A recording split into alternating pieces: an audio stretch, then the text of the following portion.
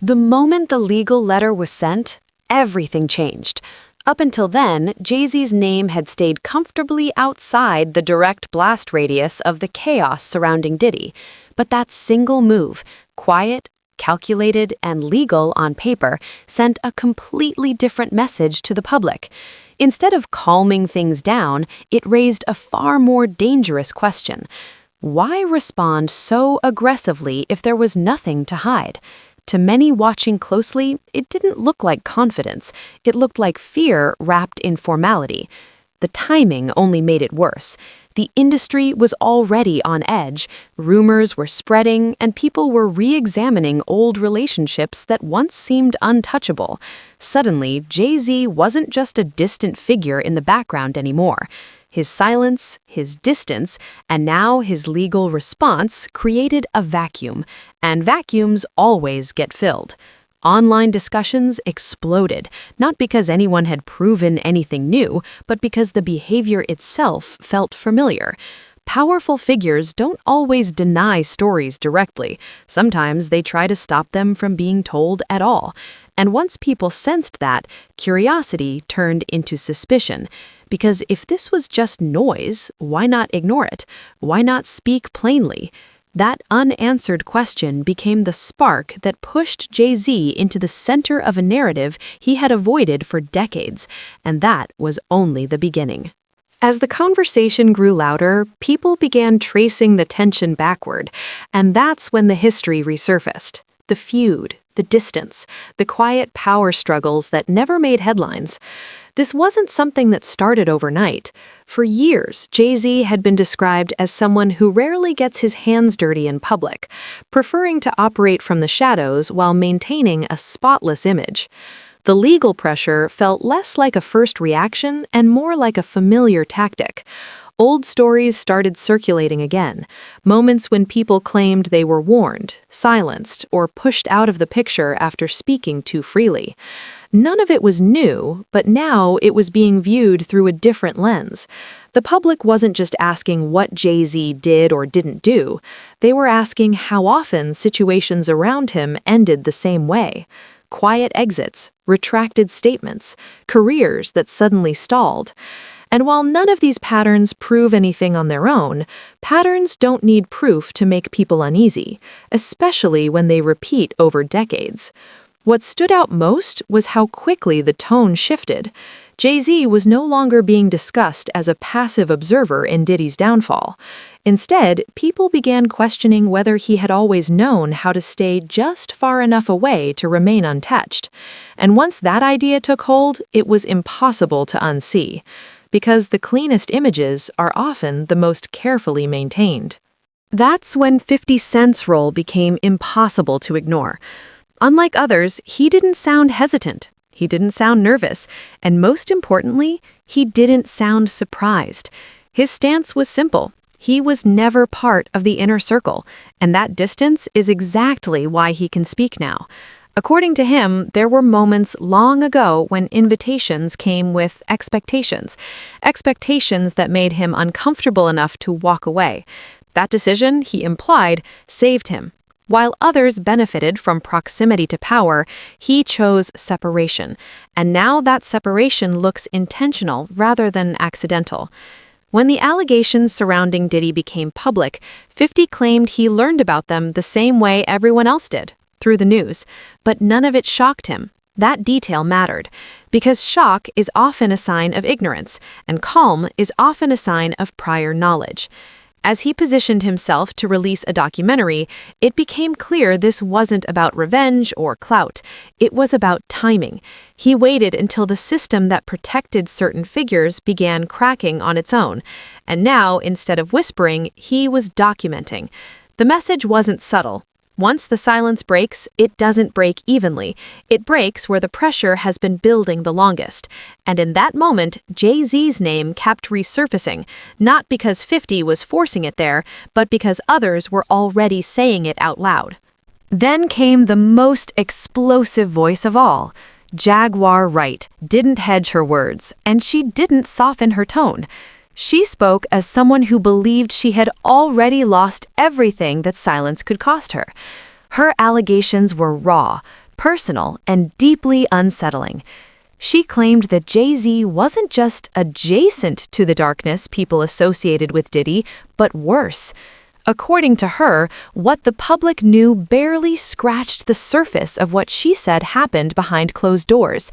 She referenced scars, recordings, and moments she says were captured and hidden away, just like others before her had alleged.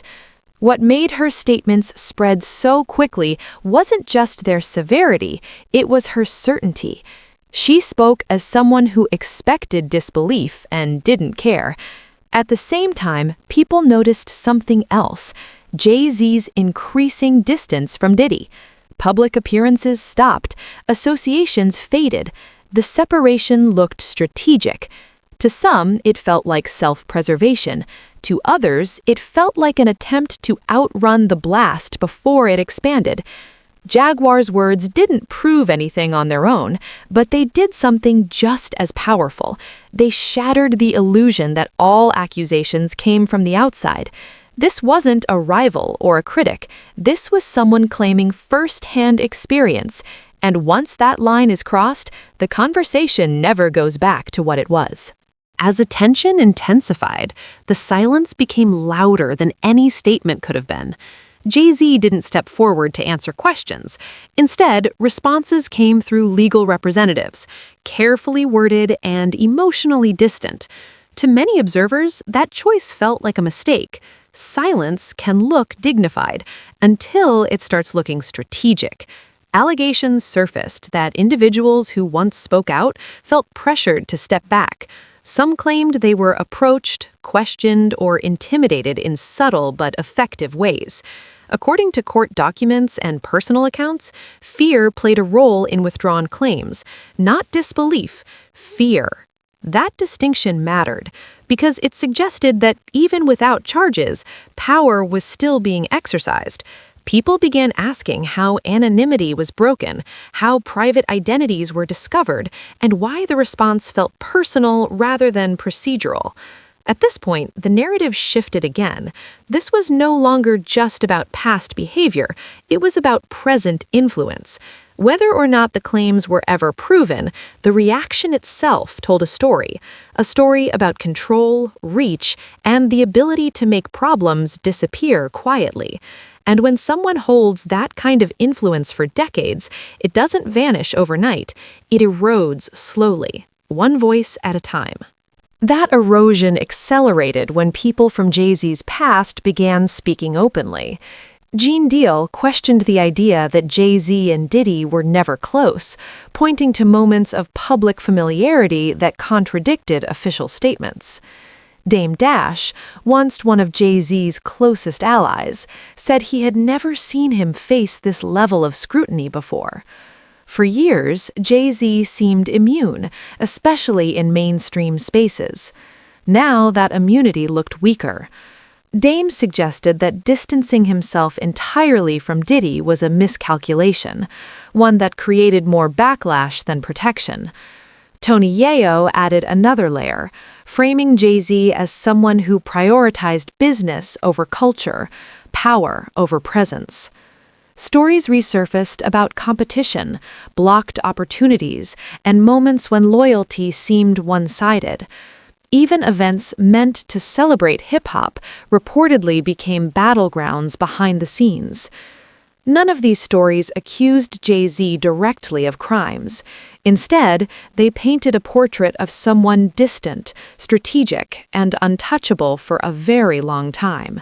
And sometimes that image alone is enough to shift public opinion. Because when multiple voices from different eras tell similar stories, people start listening differently. The biggest question soon became unavoidable. Why now? Why did everything start collapsing at this exact moment? Some insiders suggested that Diddy had become the acceptable monster, the figure the system was finally willing to sacrifice. And once that door opened, everyone connected to him became vulnerable. Rumors circulated that cooperation was happening behind the scenes, that names were being discussed, and that long-buried incidents were being re-examined. One name that resurfaced repeatedly was Kathy White. Her story, her timing, and the circumstances surrounding her passing became a focal point for speculation. No conclusions were drawn, but the questions refused to disappear. People began to wonder whether Jay-Z's legendary ability to stay untouched was finally reaching its limit, not because of one accusation, but because too many were aligning at once. When power structures shift, they don't announce it, they reveal it through cracks. By the end, the story stopped being about guilt or innocence. It became about systems, about how influence works when no one is watching, about how some people remain protected while others are erased. Jay-Z's legacy had always been built on control, of image, of narrative, of access. Now, for the first time, that control seemed challenged. Not destroyed, just questioned. And questions are dangerous because they don't need answers to spread. Whether Jay-Z ever speaks directly or not, the silence has already reshaped how people see him. This isn't a verdict, it's a moment where the public is no longer satisfied with polished statements and legal distance. They want clarity, and if clarity never comes, speculation will. Because once the myth of being untouchable cracks, it never fully heals. The only question left is whether this is the beginning of something larger or the last moment before everything quietly resets again.